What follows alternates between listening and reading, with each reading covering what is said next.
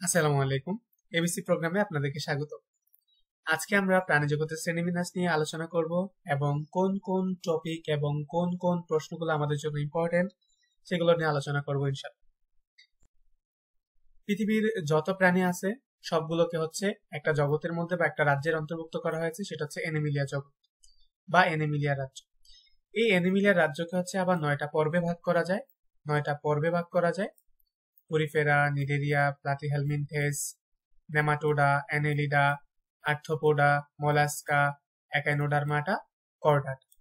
এই 9টা পর্বের মধ্যে প্রথম 8টা পর্ব হচ্ছে অমেরুদণ্ডী পর্বের প্রাণী।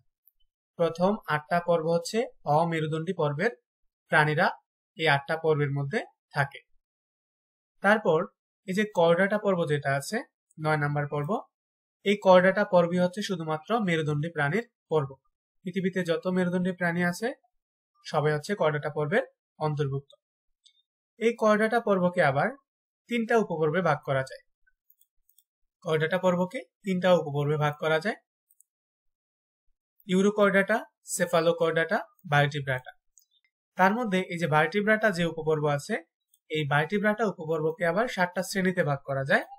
সেই 7টা শ্রেণী হচ্ছে সাইক্লোস্টোমাটা, কন্ড্রিকথিস, অস্টিকথিস, উভচর, সরীসৃপ, পক্ষীকুল, স্তন্যপায়ী। এখন আমাদের কি করতে হবে, পরীক্ষার জন্য কি করতে হবে বা এখান থেকে আমাদের কি জানতে হবে? প্রথমত আমাদের হচ্ছে যে 9টা পর্ব আছে, এই 9টা পর্বকে হচ্ছে সম্পূর্ণ মুখস্থ রাখতে হবে সিরিয়াল ওয়াইজ। কোন পর্বের পরে কোন পর্ব। কেন আমরা সিরিয়ালি মনে রাখবো? কারণ যদি সিরিয়ালি মনে রাখি তাহলে তাদের বৈশিষ্ট্যগুলো আমাদের মনে থাকবে। কেমন? আমরা দেখবো যে এই প্রত্যেকটা পর্ব, উপপর্ব এবং শ্রেণীর বৈশিষ্ট্যগুলো আমাদের দেওয়া আছে এবং কোন পর্বে কোন প্রাণী থাকে, কোন উপপর্বে কোন প্রাণী থাকে, কোন শ্রেণীতে কোন প্রাণী থাকে, এই সকল প্রাণীর বৈশিষ্ট্য এবং উদাহরণ সহ আমাদের দেয়া আছে। তো পরীক্ষায় কিভাবে আসবে, কি করতে হবে সেগুলো নিয়ে এখন আলোচনা করবো ইনশাল্লাহ। প্রথমে হচ্ছে পরিফেরা পর্ব। পরিফেরা পর্বের প্রাণীরা হচ্ছে কেমন দেখতে, এখানে আমাদের সকল বৈশিষ্ট্য দেওয়া আছে এবং তাদের উদাহরণ দেওয়া আছে। স্পঞ্জিলা পর্বটা হচ্ছে পরিফেরা পর্বের প্রাণী। তো এখন আমাদের এখান থেকে মানে হচ্ছে কি জানতে হবে, এখান থেকে তাদের বৈশিষ্ট্যগুলো আমাদের মনে রাখতে হবে। কেমন? তারপর এটা এত বেশি ইম্পর্টেন্ট না। তারপর এখান থেকে এমসিকিউর জন্য ইম্পর্টেন্ট হচ্ছে পরিফেরা পর্বের প্রাণীরা হচ্ছে সাধারণত স্পঞ্জ নামে পরিচিত। এটা হচ্ছে ইম্পর্টেন্ট, হ্যাঁ, পরীক্ষার জন্য এটা ইম্পর্টেন্ট। তারপর তাদের দেহ হচ্ছে অসংখ্য ছিদ্রযুক্ত, হ্যাঁ, তাদের দেহ প্রাচীর হচ্ছে অসংখ্য ছিদ্রযুক্ত। এগুলো একটু দেখে নেবেন। তারপর নিডারিয়া, নিডারিয়া পর্বের প্রাণীরা হচ্ছে কেমন, এটা ইম্পর্টেন্ট। তাদের দেহকে হচ্ছে 2টা স্তরে ভাগ করা যায় বা 2 স্তর বিশিষ্ট তাদের দেহ। বাইরের স্তরকে বলা হয় হচ্ছে অ্যাক্টোডার্ম, ভিতরের স্তরকে বলা হয় হচ্ছে এন্ডোডার্ম। তারপর সিলেন্টেরন, এই সিলেন্টেরন কাকে বলা হয়? হ্যাঁ, যদি বলা হয় যে সিলেন্টেরন কাকে বলা হয় বা সিলেন্টেরন কি, এটা জ্ঞানমূলকে আসার সম্ভাবনা আছে যে সিলেন্টেরন কাকে বলা হয়। তো আমরা বলবো হচ্ছে নিডারিয়া পর্বের প্রাণীদের দেহ গহ্বরকে বলা হয় সিলেন্টেরন। এটা নিডারিয়া পর্বের প্রাণী। তো নিডারিয়া পর্বের প্রাণীর দেহ গহ্বরকে বলা হয় সিলেন্টেরন। ঠিক আছে? তারপরে হচ্ছে আমাদের একটা গুরুত্বপূর্ণ একটা কোষ আছে, নিডোব্লাস্ট কোষ। এই নিডোব্লাস্ট যে একটা কোষ আছে তার কাজ কি? এই নিডোব্লাস্ট কোষ হচ্ছে আমাদের শিকার ধরতে সাহায্য করে, আত্মরক্ষা, চলনে সাহায্য করে। ঠিক আছে? এই নিডোব্লাস্ট কোষ।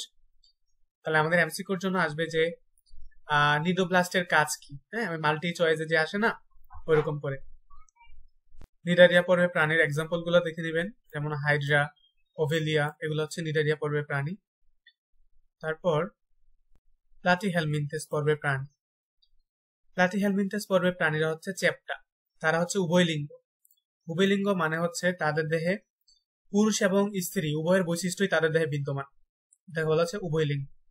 ঠিক আছে? তারপর এখান থেকে ইম্পর্টেন্ট হচ্ছে এই যে শিখাকোষ। শিখাকোষ কাকে বলা হয়?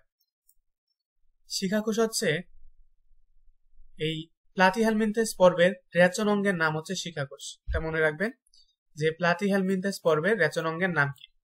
প্লাটিহেলমিনথেস পর্বের যে প্রাণীরা থাকে সেই প্রাণীদের রেচন অঙ্গের নাম হচ্ছে শিখাকোষ। ঠিক আছে? তো এটাও মোটামুটি ইম্পর্টেন্ট। আমি আপনাদের সময় নষ্ট না করে খুব মানে হচ্ছে একটু দ্রুত বোঝানোর চেষ্টা করতেছি। কোনো প্রশ্ন থাকলে অবশ্যই কমেন্ট বক্সে জানাবেন। তারপর হচ্ছে নেমাটোডা। নেমাটোডা পর্বে প্রাণী কারা? ওইখানে আমরা দেখলাম প্লাটিহেলমিনথেস পর্বে প্রাণীরা হচ্ছে চেপ্টা, তারা হচ্ছে চেপ্টা কৃমি। আর নেমাটোডা পর্বে প্রাণী যারা, তারা হচ্ছে নলাকার, হ্যাঁ, নলাকৃতি। যেমন হচ্ছে গোল কৃমি, ওইখানে ছিল হচ্ছে যকৃত কৃমি, এখানে হচ্ছে গোল কৃমি, তাদের দেহ হচ্ছে নলাকার। আর প্লাটিহেলমিনথেস পর্বে প্রাণীরা ছিল চেপ্টা। তো তারা সাধারণত হচ্ছে এক লিঙ্গ। হ্যাঁ, নেমাটোডা পর্বে প্রাণীরা সাধারণত হচ্ছে এক লিঙ্গ। এখন এখান থেকে প্রশ্ন আসতে পারে, প্লাটিহেলমিনথেস আর নেমাটোডা পর্বে প্রাণীর মধ্যে পার্থক্য কি? ঠিক আছে, প্লাটিহেলমিনথেস আর নেমাটোডা পর্বে প্রাণীর মধ্যে পার্থক্য কি? এটা পরীক্ষায় আসতে পারে 2 নম্বরের জন্য, অনুধাবনের জন্য। তারপর হচ্ছে অ্যানেলিডা। অ্যানেলিডা পর্বে প্রাণী কারা? আমরা যদি এক্সাম্পল গুলো দেখি, কেঁচো আর জোক, তারা হচ্ছে অ্যানেলিডা পর্বে প্রাণী। তো এখান থেকে ইম্পর্টেন্ট হচ্ছে nephridia. What is nephridia? Nephridia হচ্ছে এই অ্যানেলিডা পর্বের যে প্রাণীরা আছে তাদের রেচন অঙ্গের নাম হচ্ছে নেফ্রিডিয়া। যেমন যদি বলা হয় কেঁচোর রেচন অঙ্গের নাম কি, তাহলে কেঁচো যেহেতু হচ্ছে অ্যানেলিডা পর্বের প্রাণী, তাই তার রেচন অঙ্গের নাম হচ্ছে নেফ্রিডিয়া। বুঝতে পেরেছেন? তো অ্যানেলিডা পর্বে যে সকল প্রাণী আছে তাদের যে রেচন অঙ্গ আছে সেটা হচ্ছে নেফ্রিডিয়া, তার নাম হচ্ছে নেফ্রিডিয়া। তারপর আর্থ্রোপোডা, মোস্ট ইম্পর্টেন্ট একটা পর্ব। এই প্রাণী জগতের সবচেয়ে বৃহৎ, হ্যাঁ, সবচেয়ে বড় পর্বের নাম হচ্ছে আর্থ্রোপোডা পর্ব। মানে এই আর্থ্রোপোডা পর্বে যত প্রাণী আছে, অন্য কোনো পর্বে এত প্রাণী নাই। ওকে, এখন এটার এই বৈশিষ্ট্যগুলো একদম মুখস্থ করে ফেলবেন, এটা মোস্ট ইম্পর্টেন্ট, মনে রাখবেন, সৃজনশীলে পাবেন। হ্যাঁ, সো আগে বইটা শেষ করবেন, তারপর সৃজনশীল সলভ করবেন। সৃজনশীল সলভ করলে বুঝতে পারবেন কোন কোন পর্বগুলো ইম্পর্টেন্ট। তো আর্থ্রোপোডা পর্বটা মোস্ট ইম্পর্টেন্ট। তাদের হচ্ছে দেহকে বিভিন্ন অংশে বিভক্ত করা যায়। তারপর সন্ধিযুক্ত উপাঙ্গ রয়েছে। সন্ধিযুক্ত উপাঙ্গগুলা কি? সন্ধিযুক্ত উপাঙ্গ হচ্ছে এই যে তাদের যে দেখেন পা গুলা, যে অনেকগুলা পা থাকে, এগুলো হচ্ছে সন্ধিযুক্ত পা।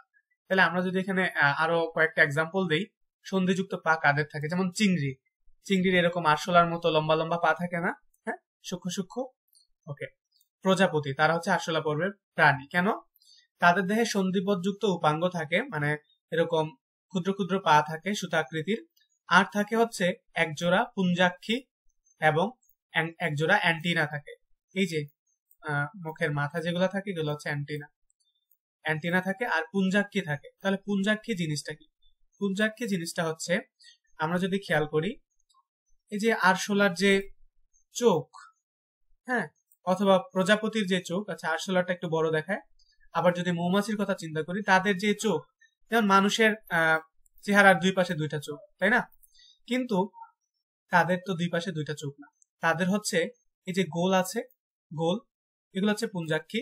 এই পুঞ্জাক্ষীর ভিতরে অনেকগুলা ছোট ছোট চোখ থাকে, হ্যাঁ, কয়েক শত, হ্যাঁ, চোখ থাকে, এগুলো হচ্ছে পুঞ্জাক্ষী। তাহলে ওদের একটা এরকম বাবল থাকে ছোট, এই বাবলের ভিতরে কয়েকশোর মতো প্রায় চোখ থাকে, এগুলোকে বলা হয়, পুরাটাকে একসাথে বলা হয় পুঞ্জাক্ষী। তো ওদের হচ্ছে দুইটা পুঞ্জাক্ষী থাকে, দুই পাশে দুইটা পুঞ্জাক্ষী। আশা করি বুঝতে পারবেন আপনারা। আর কি এখান থেকে ইম্পর্টেন্ট? এখান থেকে আর ইম্পর্টেন্ট হচ্ছে হিমোসিল কাকে বলা হয়? What is haemocoel? হিমোসিল কি? হিমোসিল হচ্ছে আর্থ্রোপোডা পর্বের প্রাণীদের দেহের রক্তপূর্ণ গহ্বরকে বলা হয় হিমোসিল। আর্থ্রোপোডা পর্বের প্রাণীদের দেহের রক্তপূর্ণ গহ্বরকে বলা হয় হিমোসিল। আশা করি বুঝতে পারবেন। এক্সাম্পল গুলা দেখবেন, প্রজাপতি, চিংড়ি, আরশোলা, কাঁকড়া, এগুলো হচ্ছে আমাদের আর্থ্রোপোডা পর্বের মোস্ট ইম্পর্টেন্ট একটা পর্ব। ঠিক আছে, তারপর মোলাস্কাতে তারা হচ্ছে এখানে হচ্ছে পেশিবহুল পা দ্বারা চলাফেরা করে। এই যে পেশিবহুল পা বলতে বোঝানো হয়েছে এই অংশটুকুকে, হ্যাঁ, এই পেশিবহুল পা দ্বারা হচ্ছে চলাফেরা করে তারা, অথবা আমি পুরাটাও ধরতে পারেন। এই পেশিবহুল মানে মাংস, তাদের পা গুলা মাংসের মতো, হ্যাঁ, হাড্ডি থাকে না, হাড় আর থাকে না। তো এই পেশিবহুল পা দ্বারা চলাফেরা করে। এখান থেকে এটা দেখে নেবেন। আর একাইনোডার্মাটা, তো এদের দেহকে হচ্ছে 5টা ভাগে ভাগ করা যায়। এমসিকিউর জন্য ইম্পর্টেন্ট হচ্ছে, পূর্ণাঙ্গ প্রাণীতে অঙ্কীয় ও পৃষ্ঠদেশ নির্ণয় করা যায়, মানে তাদের পিঠ নির্ণয় করা যায় কিন্তু মাথা চিহ্নিত করা যায় না। তারপর করডাটা পড়ব। আমরা দেখেছি যে করডাটা পর্বকে হচ্ছে 3টা উপপর্বে ভাগ করা যায়। আর করডাটা পর্বে প্রাণীরা হচ্ছে মেরুদণ্ডী প্রাণী। এই এতক্ষণ যেই সব প্রাণীগুলো দেখলাম তারা ছিল হচ্ছে অমেরুদণ্ডী প্রাণী, অর্থাৎ তাদের দেহ হচ্ছে মেরুদণ্ড নাই, তাদের দেহে মেরুদণ্ড নাই, এই জন্য তারা অমেরুদণ্ডী প্রাণী। আর করডাটা পর্বে প্রাণীদের দেহে মেরুদণ্ড রয়েছে।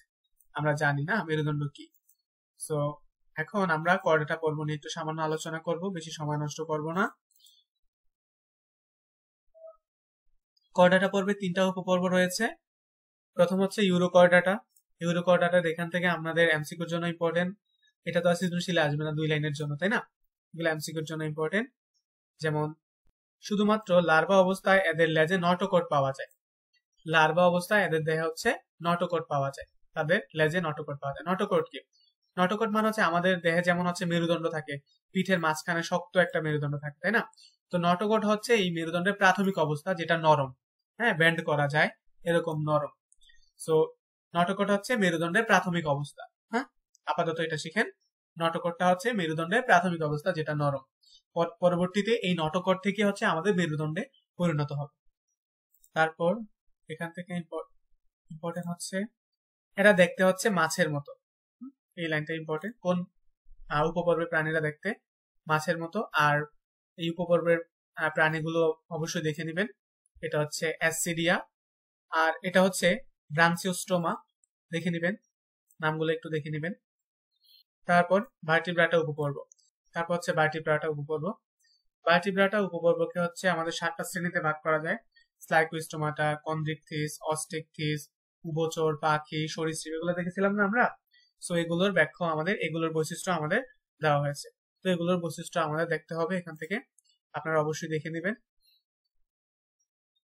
যেমন এখানে ইম্পর্টেন্ট হচ্ছে কন্ড্রিকথিস শ্রেণীর প্রাণীরা হচ্ছে প্লাকয়েড আইসে আবৃত। অস্টিকথিস পর্বের প্রাণীরা হচ্ছে সাইক্লয়েড, গ্যানয়েড এবং টিনয়েড ধরনের আইসে আবৃত। এই যে সাইক্লয়েড, গ্যানয়েড, টিনয়েড, প্লাকয়েড, এগুলো হচ্ছে আইসের ধরন। যেমন কোনো আইস দেখতে একটু ছোট, কোনো আইস দেখতে চ্যাপ্টা আকৃতির, এগুলার এক একটার এক এক রকম নাম আছে, ঠিক আছে? তারপর উভচর, আপনারা জানেন উভচর প্রাণীর বৈশিষ্ট্য কি, সরীসৃপ, ছোটবেলা থেকে পড়তেছেন, এগুলো তারপর একটু দেখে রাখবেন। আর স্তন্যপায়ী প্রাণী কারা?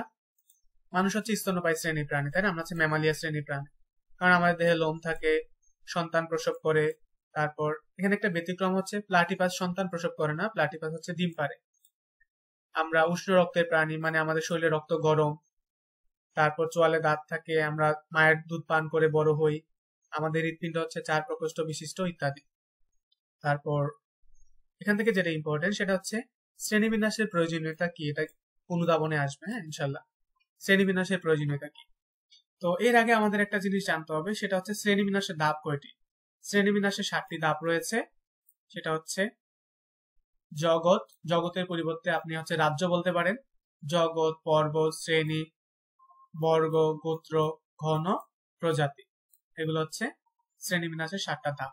ওকে, তো শ্রেণীবিন্যাসের প্রয়োজনীয়তা কি এটা পড়লে আপনারা বুঝতে পারবেন। আমি একটু সংক্ষেপে বলে দিই। শ্রেণীবিন্যাসের প্রয়োজনীয়তা হচ্ছে এই বিশাল এই জীবজগতে এই পৃথিবীতে যত প্রাণী আছে সকল প্রাণীকে মনে রাখা আমাদের পক্ষে সম্ভব না।